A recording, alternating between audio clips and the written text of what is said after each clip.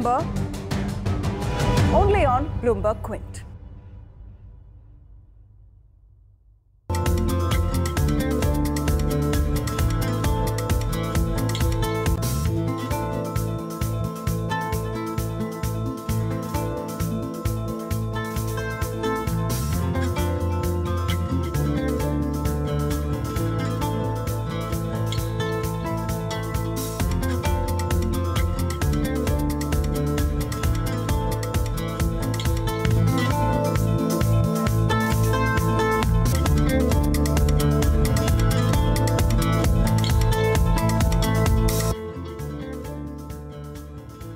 The brutal killing of an Uttar Pradesh police officer by a mob after a series of alleged cow slaughters in Bulandshahr has turned the heat on the Yogi Adityanath government.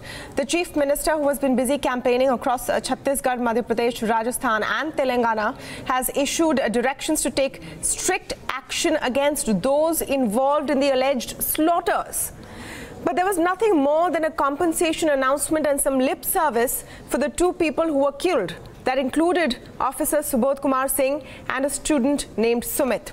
Now, as investigations continue into what really happened in Bulandshahr, data from factchecker.in has shown that nearly 70% of the cases of cow-related violence in Uttar Pradesh have taken place after Yogi Adityanath took charge as chief minister. This data that tracks bovine-related violence shows 21 attacks and 4 deaths just in 2018 in the state. How is the Uttar Pradesh government handling this menace? Or is there some kind of a tacit support for such violence? To talk more on this issue, I'm joined now by senior journalist Sharat Pradhan, and of course we're speaking today with former DGP of Uttar Pradesh, Anand Banerjee as well. Both are joining us from Lucknow. Welcome to you. Mr. Banerjee, there is now data which shows that there is a consistent spike in such incidents. In Bulandshahr specifically, there is a swirl of information and videos going on right now. How do you read this situation from what information is available in the last 48 hours? Information, the incident that has taken place in Bulandshahr is a terrible thing to have happened. And at the outset, I'd like to condole my ex-colleague Subhash Singh, who unfortunately was killed brutally in this particular incident. There has been another death too. That also is to be condoled. However, the entire incident and the way it took place gives rise to the fact that this must have been brewing for some time, and it seems that there was a plan behind it. Both the CM and the DGP have said that there was a larger conspiracy. I do hope it was not a very big conspiracy, but if there was a conspiracy, it should be worked out and it should be put to rest. As far as the cow slaughter is concerned, or the number of incidents increasing, it only indicates the kind of environment which is prevalent, and also the fact that probably the police has not been able to arrest the real culprits and provide some kind of a cover to some kind of a prevention to the vigilantism which is being carried out by a lot of people. People are taking law in their hands. Until and unless it is prevented, and prevented very strictly and strongly, nothing is going to happen. As far as the Bulandshahr So 1 minute, Mr. Banerjee. You are saying here that there seems to be a conspiracy. Is the conspiracy to, polarize people and create this kind of violence? When you speak about the real culprits, are you referring to the same set of culprits that the chief minister seems to be referring to? Because his concern right now seems to be on the allegation of cow slaughter, not the violence that follows. And this is a pattern we've seen time and again. You see, the point is that I'm talking about a conspiracy because the way the things happened, and the chief minister himself and the DGP also say that there is a conspiracy. So obviously, if these two people who have more knowledge more inputs from all the places concerned say so, it is substantially so. Because if you remember, earlier on, when an attack on the Nirankaris took place in Punjab, the CM said it's an act of such and such people. And he was, after a couple of days, borne out by the fact that it was such. However, what I'm talking about is that we are not taking sufficient action, I mean to say, against all concerned. This does not only include those who are butchering cows, but these are also those who are creating a law and order problem, those who are creating a fracas, something like what happened in Bulandshahr a couple of days back. All these people have to be accounted for. And in some case, in one particular case or two cases or any of these cases where deaths have taken place, the trial should be done on a day-to-day basis, and some kind of a solution has to be found out. Because if you don't hang somebody, hang in the sense you don't point out, you don't punish somebody, these things are going to continue. This is a very sad state of affairs if it persists. The first statement that came out from the government of Uttar Pradesh, the focus has consistently been on the allegations of cow slaughter. There has been very little done to prove that these allegations are true and let law take its own course, because that is now a law in the state of Uttar Pradesh. Secondly, the kind of justification time and again for the violence that follows these alleged incidents, don't you think that this in some way encourages these kind of mobs? You see, the mobs are primarily encouraged because over a period of time, whether it is Jawahar Bagh incident or earlier incidents and earlier governments also, mob activity has not been controlled. There has been a lack of knowledge, and frankly, the professional skills of the police have degraded. The intelligence gathering has gone down. The kind of response and responsibility which the earlier policemen seemed to have does not exist, or people are afraid of taking steps. You have to take up one particular case or two particular cases or cases of a similar nature, put them on trial on a day-to-day basis, and that is the only way you can get justice. That's the only way you can ensure that the law is followed. No, that could have been done. That could have been done, sir, in the case of Akhlaq. That hasn't reached its logical conclusion. Why only Akhlaq? There are many other cases. You see, a deputy SP was killed in Pratapgarh. Additional SP and a sub-inspector were killed in Mathura. Here is another incident. So all these incidents, and of course, the Pratapgarh incident, the CBI went to the court and said that it was not a murder. It was not on those people. They challenged some other things. They alleged some other things, which is a different matter. But it was the death of a policeman. It was the death of a person who represented the administration at the local spot. Similarly, an additional SP was killed in Mathura. Till date, no arrest has taken place in that. No, I want to distinguish here, Mr. Banerjee. I'm not talking about attacks on policemen alone. We're talking about cow-related violence. In the realm of cow-related violence, Inspector Subodh Kumar Singh has been the first police officer to be killed. It is maybe an uncanny coincidence that he was the first investigating officer in the Akhlaq case. His sister has alleged that there is a connection. So let's narrow focus on what we're talking about. He was an IO in the Akhlaq case. He was not the person who instituted the charge sheet. He just investigated it for a month. The last investigating officer is the most important person. So he was not the last investigating officer. Let us not put these two things together. Let's take the case of Hapur, where a person was almost lynched in the presence of a policeman. So these things are happening because we are not controlling the mob. And there are circulars issued by the DGP. The Supreme Court is very strict about it. There are nodal officers who have been, by the Supreme Court, they have been instituted It has been regulated in all the districts. You have a nodal officer to look after all these things. However, nothing is happening. It seems that in some places nothing is happening, in other places it is happening. And moreover, before the carcass discovered or the meat discovered is declared to be that of the Bulandshahr or from the cow family, things get out of hand and they are not being dealt with sufficient strictness. That is what I intend saying. Okay, so then who is responsible for all of this? Yes, Sharat Pradhan. Well, things are going out of hand for the simple reason that the cops invariably are scared of taking any action against these hardline right-wingers, because ever since the Yogi government has come into place in Uttar Pradesh, they have gone berserk. They think that they can get away with murder, literally. And and it has happened in so many cases in the past. They have manhandled policemen, they have beaten up cops, they have ransacked there has been instances of the BJP guy and the BJP and its allies ransacking the office of the SSP.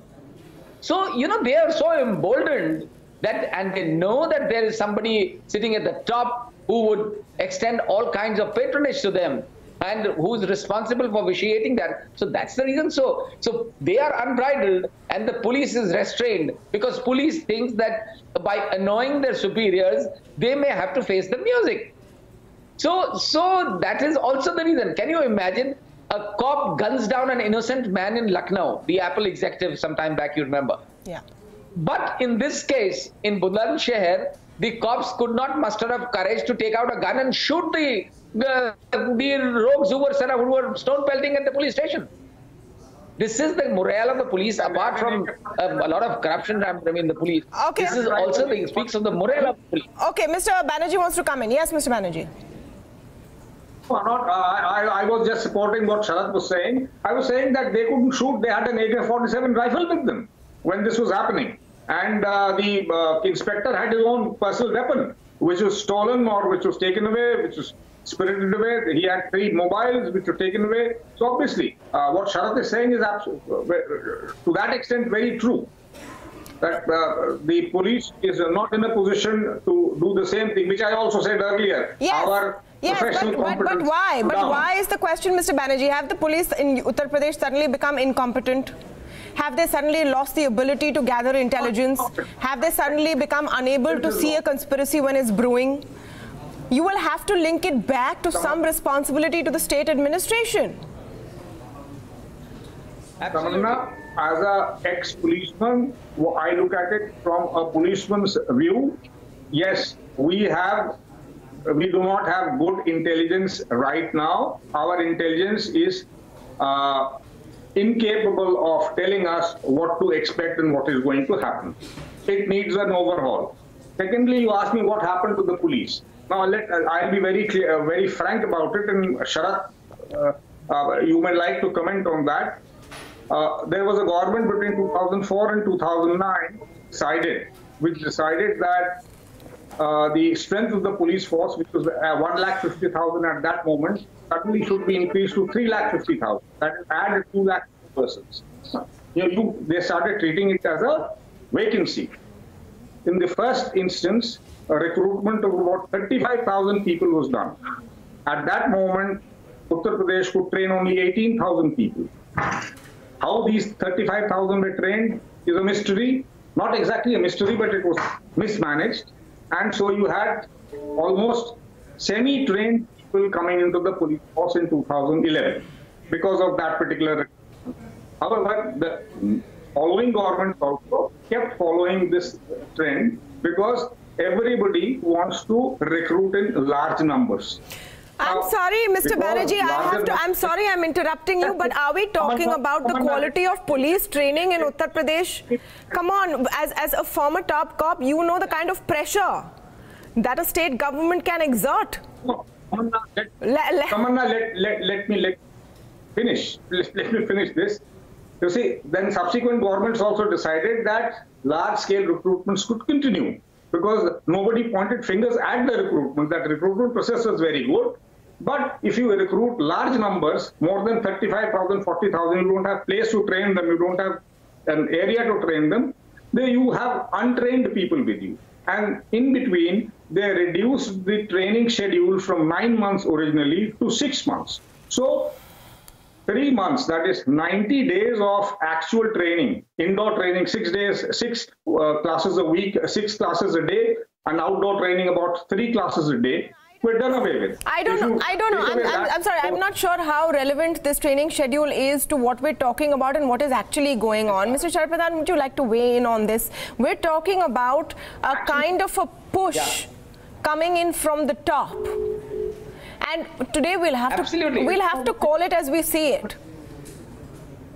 You see, it's the man behind the man behind the I mean, I don't know how much training you need to know that you have to push back a mob to save yourself. That's a human instinct. Anyway. Yes, Mr. Sharat. That is a human instinct, absolutely. But in this case, may I come in? Yes, Mr. Pradhan. Yes, Mr. Pradhan. Well, the fact of the matter is, as I already said, that the police is working also, apart from their poor training, corrupt police, whatever, poor morale, they are also working under tremendous pressure because they know that they cannot annoy those forces who have the patronage of the highest man in the government, that is the Chief Minister. And the Chief Minister makes no bones about it. And he is not ready to believe that anybody belonging to the right-wing organizations would indulge in this kind of act. And that is the reason they are too emboldened to do anything under the sun, and which is happening. Now, let me also point out another very important thing, which is generally being overlooked. Mind you, my information is that these carcasses were not of slaughtered animals, slaughtered cattle. After all, cows have to die on their own also. They die a natural death. Invariably, people in Uttar Pradesh or anywhere, the biggest of the cow bhakts and the cow rakshaks, they dump the cows on the highways, in forests, once it stops giving milk. It is a source of money for them. This is only lip service in the name of Gau Puja. They calling it that we worship the cow. The fact is that they dump these cows, and cows have to ultimately die like human beings. And in this case, they were dead cows, they were chopped and dumped there in somebody's field with an intent of blaming it on Muslims who were holding a religious convention. I'm going to stop you there. I'm going to stop you there for the simple reason that there's an ongoing investigation. There's an ongoing investigation. That's why we don't have any facts to bring. This is what is happening to this. I don't know either way what has happened. The Chief Minister says there's a conspiracy. Who is this conspirator? What is the purpose of the conspiracy? Who is the target of the conspiracy? One hopes that a transparent investigation will yield this answer. My basic question today is that are these all unrelated incidents? Time and again this keeps happening. And what has been the response from the administration? That's the only thing we can question today. Is the administration so incompetent that they cannot stop this from happening? Or is it something that they are fine with continuing? That is the only basic point that we can ask today. May I answer that? Yes. Well, what you said is absolutely right. The administration feels very, very weakened, and because of the political patronage that such element has today. And that is the reason that you see all this talk that is going on about conspiracy. Everybody is calling it a conspiracy, but they are on two divergent ends. Mind you, the BJP MLA, BJP's two MLAs have gone to the extent of pointedly blaming the whole thing on Muslims who were holding a religious convention a few kilometers away. And it was a huge gathering, and what is called an ijtima was being held there, and this was a design. This is suspected, and it is being suspected now, but the BJP MLAs are pointedly blaming it on them. So, I mean, I would be surprised if tomorrow the so-called report that the police, which is going to submit the final report, and what the Yogi Adityanath is busy claiming that action will be taken. For all you know, action will may be taken against, maybe some innocent people will be booked. Okay. But the good thing that the police did was to book the actual culprits. 27 people are named in the FIR, and mind you, 7 of these are Muslims also. Who I don't know why they have been booked. There's some reason, but fact of the matter is that one would be surprised if action really follows against serious action follows against the culprits who pointedly belong to the Bajrang Dal. Okay, Mr. Banerjee, how do you look at the basic question we're asking today? We cannot conclude what the report would say or what the conspiracy is in advance, if there is a conspiracy. The only thing we can see in front of us right now is how the state has responded consistently to these cases, which are increasing. Very weak response. That is the basic thing. And moreover, as Sharat was saying, we were talking yesterday also on a particular show, we realized that the radicalization of youth is tremendous. You see, there's a video clip in which these goons are standing and saying Bharat Mata ki Jai, and thereafter they are attacking the police. So they are attaching the and they are also carrying the national flag. So they have the flag in their hand, they have the nation in front with them, and then they've added religion to it. So it's creating chaos. And one has to be very strict with these people. I was shown the Facebook profile of the main accused. He has been sprouting venom, and he has been also putting up billboards saying things where he should have been locked up. That is where I said that the intelligence is a complete mess and failure as far as these things are concerned. Do you hope, Mr. Banerjee, that the UP police, after they've lost one of their own, and one of their own has fallen victim to this cow violence and this madness, do you hope that there will be a fair and proper investigation which leads to the right conclusion? Yes, there will be, because there should be. In fact, there should be, there will be, because there are very highly competent officers who've been put on the job. The ADG intelligence who's gone there is a fine person and a fine officer, and the local, the SIT which has been constituted by the ADG zone also consists of good officers. I'm sure, given the circumstances, given the evidences, and everything put together, they should do a fairly good job. But it is not only that which matters. Once they have done it, and once they have charge-sheeted people, it should be put on a fast-track court, day-to-day hearing, so that whatever has to be taken judicially should be taken very soon. Yes, Mr. Pradhan. I'm saying what is also important at the end of the day will be the political will. And if there is no political will, mind you, the investigation will get affected.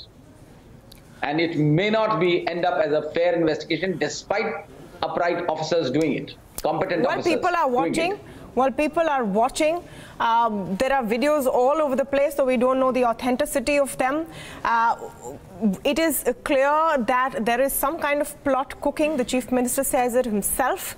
At the end of the day, the administration and the government has to ask themselves, is this what we were voted in for? Thank you so much, Mr. Anand Banerjee and Sharat Pradhan, for speaking with us today.